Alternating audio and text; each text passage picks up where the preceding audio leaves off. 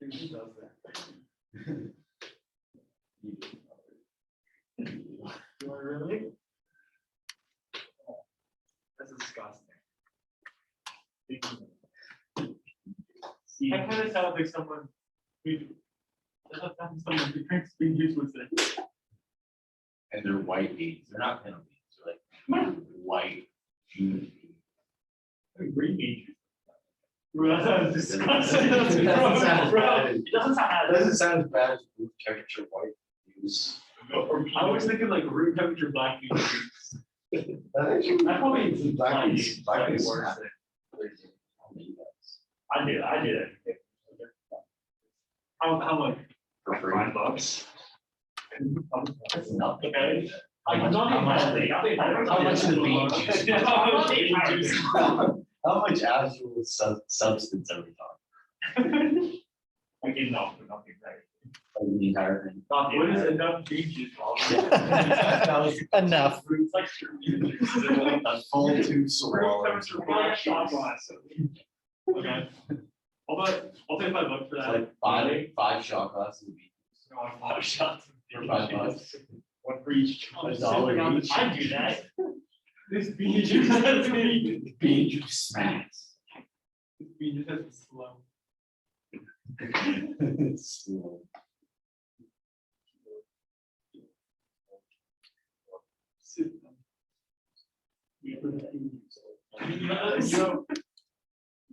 One that I put up the first time you two beans. Yeah, it's good with a straw. Yeah, which is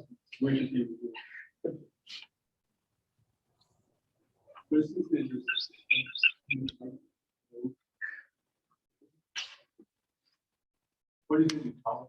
He's gonna be watching. Hey, remember Taylor series?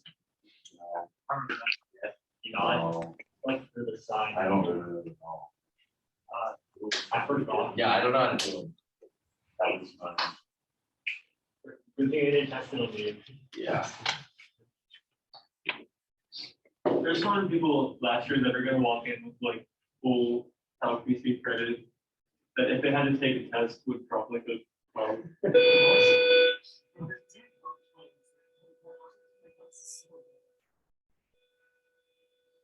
You probably don't remember. Someone said like on one of their last, you got like a, it was either 50 or 70. You got I think it was 50. Like someone got, like someone got a 70 something. Someone looked like they got 76, I think. And they got like a, 104. It's like physics. And you get sent. Dude, physics was so nice. And then you're just like, yeah, it's fine. You just do whatever you want to do. All right, guys. This week we're having a lesson basically every day except for Thursday to kind of get back on track from losing a bunch of days. Our goal is basically by the end of April to be done with new material. May, you guys will basically spend doing a final project in a small group where if you're online, you'll have to kind of coordinate. If you're in person, you can coordinate with online people as well if you'd want to be in their group. But that way, once AP tests start and people are kind of in and out and having to deal with testing, that you guys don't really have to worry about new information in this class. You'll just be working on that project. So that's kind of why we're trying to finish all the information by then. So you have a problem set due Friday. It's over the last lesson from before spring break and then the first two from this week, so Monday and Tuesdays. And then that'll be due at the end of the week. And then we'll kind of be back on a normal schedule of like every week have one problem set due. So what we'll start seeing as we get nearer the end of our lessons here is we'll start seeing more and more application problems. So ones where we're not doing something different, we're doing what we've already done, but we're applying it to some sort of an application problem, whether it be from physics or economics or engineering or whatever, different ways of applying some things we've done. So today will be one of those where we're not really doing anything super new here, This is tying directly into the previous two lessons from right before spring break. So it's called Markov matrices.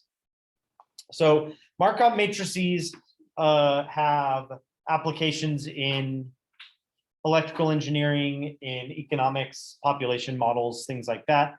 They're any matrix that has no negative entries, so they can be zeros or other numbers, and then the columns add up to 1. And it's really this that makes them very applicable, is think each column will represent 100% of something. So when we set them up, it's usually that's going to represent 100% of whatever. So that's the columns are going to add up to 1, which means you'll generally have a lot of decimals in your matrix. We saw one of these already in a set of notes. We just didn't call it a Markov matrix, and we didn't really apply it to anything. It just was a matrix with a bunch of decimal numbers in. Otherwise, what we're doing is directly the same stuff that we did right before spring break. So another thing that will happen with Markov matrices is one of your eigenvalues will be 1. Okay, at least one of them will be 1, but generally one of them will be 1. This means that with 2x2s, which again are most of our examples, most of our problem sets, most of our test problems are 2x2s. So we can find the trace, which is the sum of the diagonal entries. That's also going to be the sum of our eigenvalues. And so in a 2x2, we only have 2 of them. So if we know 1, we can just find the other by subtracting.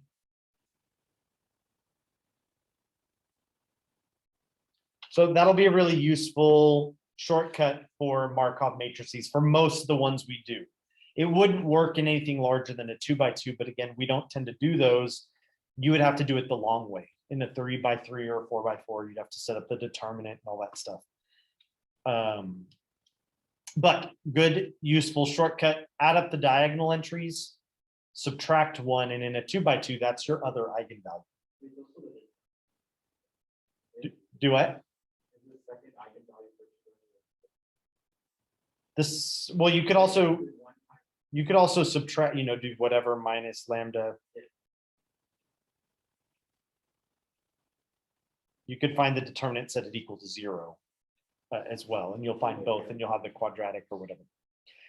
Okay, the eigenvector associated with that lambda of 1 is called the steady state. Because as you run a model, if that's the vector you're running the model on, it won't change, right? Because when I do a times that x, I'll get lambda times x, which is the definition of an eigenvector, which is just 1 times x, which is just that x. So that's called the steady state because it won't change under this model. Again, whatever this model is representing, that eigenvector doesn't change, so it's called the steady state. All right, all the other eigenvalues will be between -1 and 1. So generally the other eigenvalues will be little decimal numbers. And so our applications, what we'll see here is we'll have some sort of like initial condition or population or whatever we're running the model on. Then when I multiply by a, that simulates running the model once. So if I do a to the k, that's running the model k times.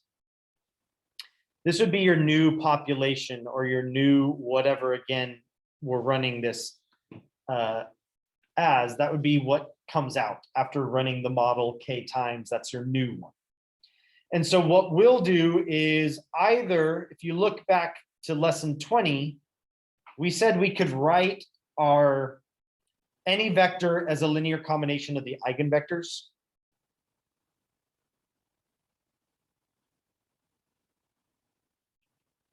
Okay, so however many of them there are, we could write them as linear combination.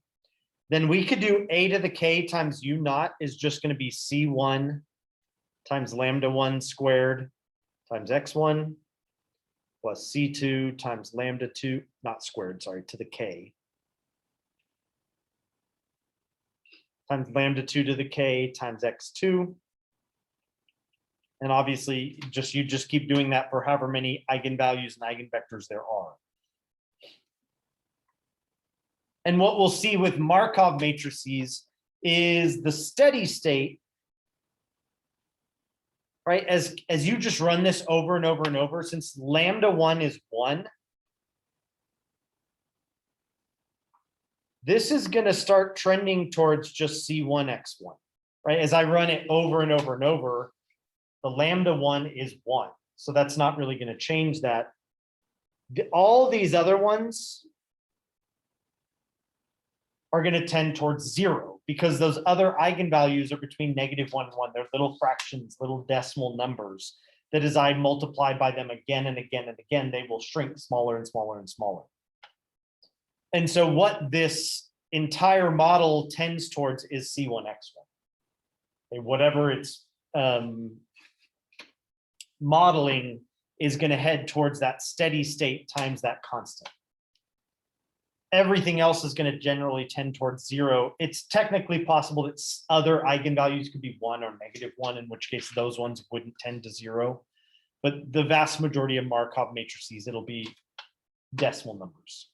Okay, unless you do something like I don't know, the identity is technically a Markov matrix, which has both eigenvalues of 1, but most of them, that's not the case. Okay, or if you look at lesson 21, the one we did right before spring break, you could also find u to the k is just going to be a to the k times u naught, which you could do using diagonalization.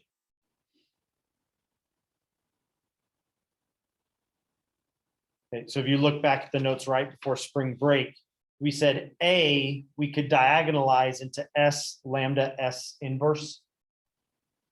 S is the eigenvectors put in as columns. Lambda is a diagonal matrix with the eigenvalues on the diagonal. S inverse is just the inverse of S. And then we could basically, this gives us a formula for A to the K, which we then can multiply by U naught, and that's going to give you the same answer. Okay, you could basically choose which one you do. I tend to like the diagonalization for a 2x2 because it's pretty easy to do with a 2x2. Anything larger, it gets harder because S inverse is harder to find if you have a bigger matrix. But for 2x2s, the diagonalization is pretty good. Otherwise,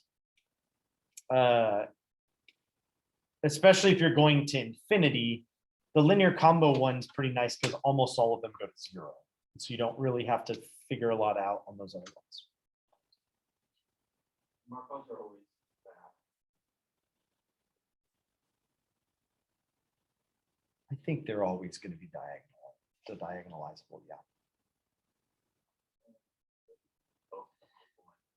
Yeah, I guess, I mean, you could have something like 1, 1, 0, 0, which I guess is not diagonalizable. No, it is.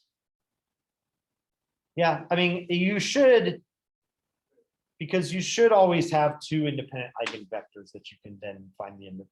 Yeah, I think it should always work. Okay, so again, none of the work is going to be anything different than what you've done. It's just probably going to give you a context to like, what is it that we're doing this for? So with eigenvalues, eigenvectors, you're doing the same stuff we've been doing, but this should be even easier because your eigenvalues, you should be able to find very easily. So like lambda 1 is 1. This is a Markov matrix. Notice no negative entries. The columns add up to 1. It's a Markov matrix, which means one of my eigenvalues is 1. The second one, if I add up the diagonal, I get 1.05. Subtract 1, the first eigenvalue, and I'll get the second, which is 0.05. Okay, again, or, you know, we could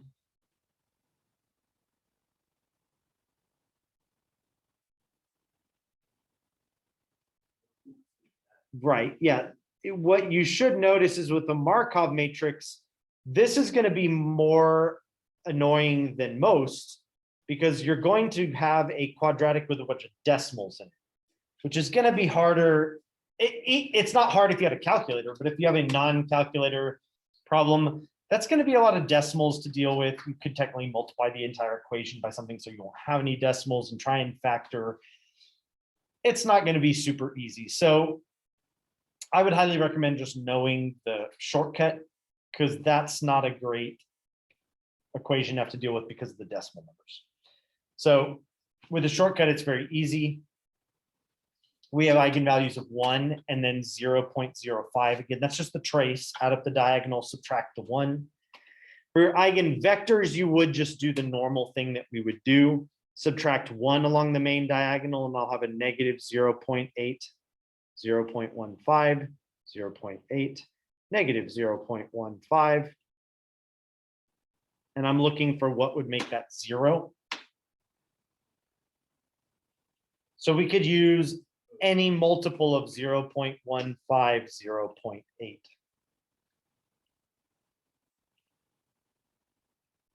Right, negative 0.8 times 0.15 plus 0.8 times 0.15 will be 0. 0.8 times 0.15 plus a negative 0.15 times 0.8 will be 0. You could find an integer multiple of that, right? We could multiply top and bottom by 10 and reduce or whatever. It doesn't really matter. Any multiple of that will work. So that's one of our eigenvectors. Then I subtract the 0.5 and I'll have 0.15, 0.15, 0.8, and 0.8. Times x2 is 0. That one should be even easier. 1, negative 1. Like 0.15 times a negative, plus a negative 0.15, and 0.8 plus a negative 0.8 will give me 0. So there's my eigenvalues and my eigenvectors. So mostly this should be the same that you guys have been doing, other than you even have a shortcut. So you don't even have to do the factoring part on any 2x2s. If you see any 3x3s, probably be something very simple. Okay. Otherwise, the only other difference you'll see is that there's a application to it. So you'll see something that's like, this is what this represents. So a 2x2 would model something happening between two things. So generally, a 2x2 is probably oversimplistic to feel like it's very useful, but it is an easy way to do an application problem. Generally, you probably would see things that were like hundreds or more to have something that you're like, this is an actual useful thing to happen here, but that would obviously take computing or a really long time by hand if you had something really large. So we'll do examples with little 2x2s to see what happens. You should be able to guess, like, this is modeling population flow between two cities. Maybe something that would be more realistically applicable would be the 100 largest cities in the country and how it's a population flowing. Well, that would take a 100 by 100 matrix, Markov matrix. Okay, and it would you could do it the exact same way we're doing it here. It would just be a lot more calculations. So we're going to do things like 2x2s, which you might think not very useful because it's only two cities. But again, just think this could be scaled up to any size. This is going to assume no additions or losses, meaning we're taking a population of the two cities and just seeing what happens with those populations only moving between these two cities, ignoring leaving to another city, coming in from another city, being born or dying. Just this population and how are they kind of flowing back and forth. So totally made up these numbers. None of this is real data. I just kind of made stuff up between San Antonio and Austin. Okay, so what we'll have is we'll have an initial population, which if you look at the formula on the previous page, that was U naught. That I would just put in the initial population.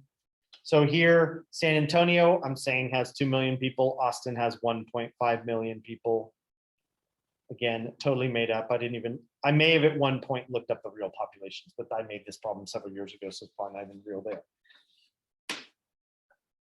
And I also probably would have rounded a lot, just to kind of keep the numbers not terrible. So this is our initial population, knowing that that's in millions of people. So our answer, when I get numbers on the answer, it will also be in millions of people. So let's keep that in mind, that your answer, if you get like 3 and 1.5 or whatever, or 3 and 0.5, that's not your answer. Your answer would be 3 million and 0.5 million or 500,000 or whatever. Okay, so that's our initial population. It doesn't matter the order, but you do want to kind of note, I did San Antonio, then Austin. That's going to then affect how I set up the problems. If you do Austin, then San Antonio, that's fine. Your setup is going to be different. Your answer should end up being the same. Okay, when I'm trying to come up with A, I'm trying to come up with A where I do A times U naught will give me like a new population for San Antonio and a new population for Austin. Right? I'm basically wanting to come up with an A that when I multiply by U naught, it gives me what the populations are after this model has run its course one time. So I'm taking all those percentages, I'm going to put them in as decimals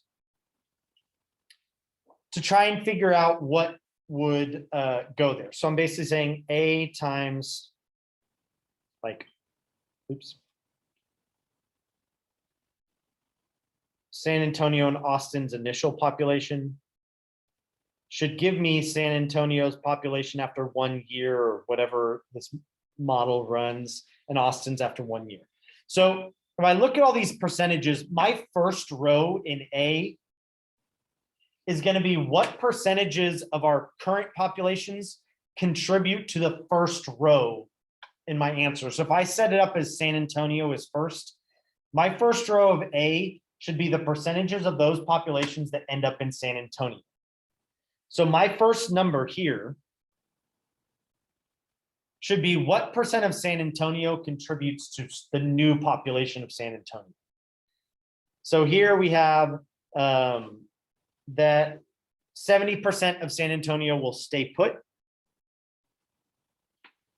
So that would be 0.7. 0.7 times my initial population of San Antonio will be in the next year of San Antonio. My next number would be what percentage of current Austin will contribute to the San Antonio population. And that's the 0.12, the 12% of Austin that goes to San Antonio would be my next number. So that first row should all be what percentage of San Antonio is in the new San Antonio, what percent of Austin's in San Antonio. My second row would be whatever my second number is. So since I put Austin second, I would want what percent of San Antonio ends up in Austin. That's the 0.3 or 30%. And then what percent of Austin ends up in Austin, which is the 88. So again, if you set up your initial population differently, your A may be different. Your final ultimate answer should come out the same. So this will take 70% of current San Antonio plus 12% of current Austin to get a new San Antonio population, then 30% of San Antonio plus 88% of Austin to get a new Austin population. And then if you just did it over and over and over, you would get this same model happening over and over and over. So we should assume Austin will grow and San Antonio will shrink, right, from that initial population. Your total population won't change. We started with 3.5 total million people. We will end up with 3.5 million people. Again, the way we've written it cannot account for people moving to other cities or coming in from other cities or being born or dying. It's those initial population just between these two cities. If we wanted to take more cities into account, we would do a larger matrix. Okay, 3 cities, 5 cities, 10 cities, 100 cities. We could do 100 by 100 matrix and do little percentages, people moving between those cities. Okay, so this would do one time. What would happen? So we want a model that would just allow us to input a number and see like 5 years later, if this trend continued, what would happen? 10 years later, if this trend continued, what would happen? So we're looking for basically A to the K times U naught. This is what we're heading towards. So we could do it 2 different ways. Both ways will involve eigenvalues and eigenvectors. So our eigenvalues are 1. Notice that the columns should add up to 1, because like that first column, that's the total San Antonio. 70% and 30% of San Antonio are the ones involved here. The second column is Austin, 12% and 88%. should add up to 1. So we have an eigenvalue of 1. And then we have an eigenvalue, the trace here is 1.58 minus 1. We'll give you our second eigenvalue of 0.58. Remember that number should not be greater than 1. So don't put 1.58, it should be a small number. So don't forget to subtract the eigenvalue. Whoops, this is the second one, sorry. Eigenvectors, I'm going to subtract that 1, and I'll have a negative 0.3, 0.12, 0.3, and negative 0.12 times x1 is 0. So x1 is any multiple of 0.12, 0.3. Right? If I do 0.12 times a negative 0.3 plus a 0.3 times a 0.12, I'll get 0. And if I do 0.12 times 0.3 and a negative 0.12 times a 0.3 and add them, I'll get 0. And again, you could use other multiples. You could get integer multiples of this if you prefer that to work with integers. You could make that happen. 0.58, I'm going to subtract, and I'll have 0.12, 0.12, 0.3, 0.3 times x2 equals 0. So I'm going to get 1, negative 1.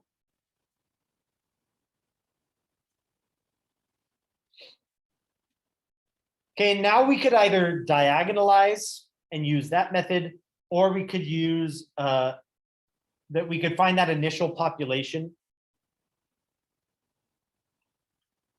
2 and 1.5, as a linear combination of the eigenvectors. So some multiple of 0.12, 0.3 plus some multiple of 1, negative 1. That gives me 2 and 1.5. This is a fairly simple system of equations. This is an algebra 1 level system of equations. 2 unknowns, 2 equations. Okay, so you could use substitution, you could use elimination, or you could use any of the methods we've done so far. This is a little 2x2 system. To find C1 would end up being 25/3. C2 would end up being 1. So again, you guys should be able to solve that system of equations. That one is actually, again, kind of algebra 2 level, other than there's some decimals, which maybe in algebra 2, you didn't have to deal with that very much, but should be not too bad to solve. So then a to the k times u naught is C1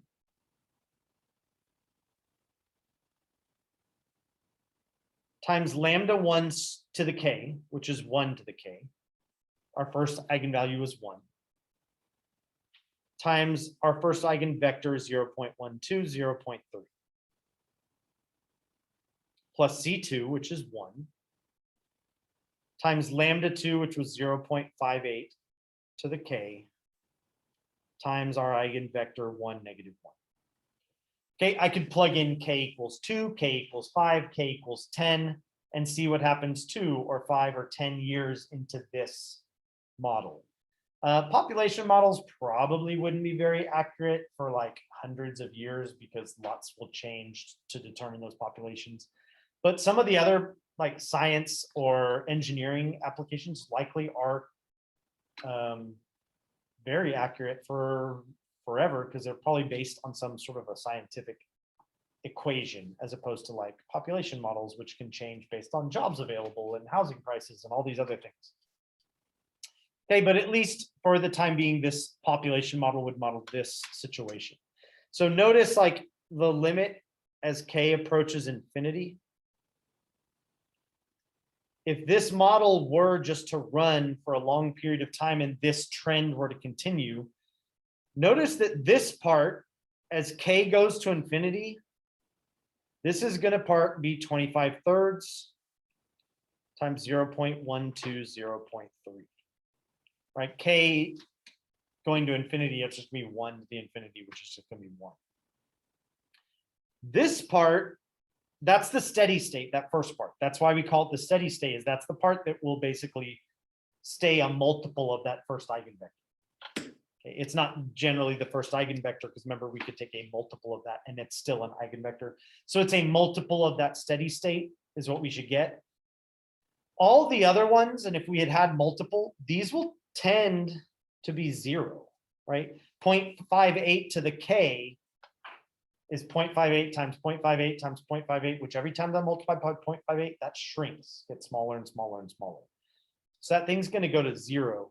So this whole thing tends to 1 and 2.5 if you multiply those out. Which means, again, not counting on new people coming in or people leaving this system of 2 cities, San Antonio would trend towards 1 million people, Austin to 2.5. And it would not continue growing or shrinking. Okay, it literally would tend towards those 2 numbers. Notice we have the same 3.5 million we started. It's just that a bunch of them have moved to Austin and away from San Antonio. Even though some of them moved to San Antonio, some moved to Austin, they were moving to Austin at a greater rate. Okay, if you preferred, and I'm not going to do the whole thing, we could do a to the k u naught. You could do s.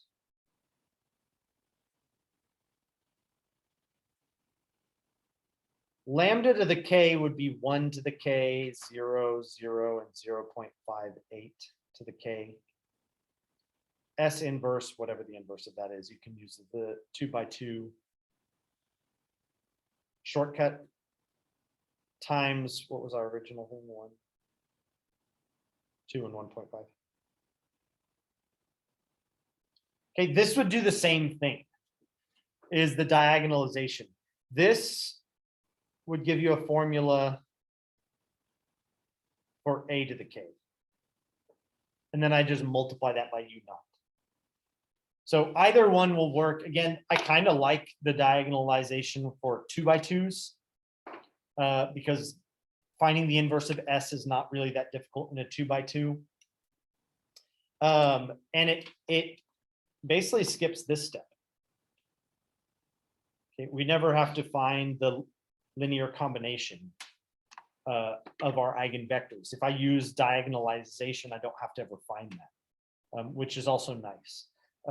So for our things, it really doesn't matter. So just know if you do it one way, you should end up with the same answer. So it's not a big deal if you do it one way and you look at a key and I've done it a different way, or you try to look up stuff online and they're doing it a different way. Be aware these are 2 different methods of doing the same thing. Either doing it as a linear combination or doing it as the diagonalized form. Okay, if you guys have questions, let me know. If you don't, you guys have a good rest of your day and I'll see you guys tomorrow. You guys can go work on something else or start your problem set or whatever. Thank you. Uh-huh. Thank you.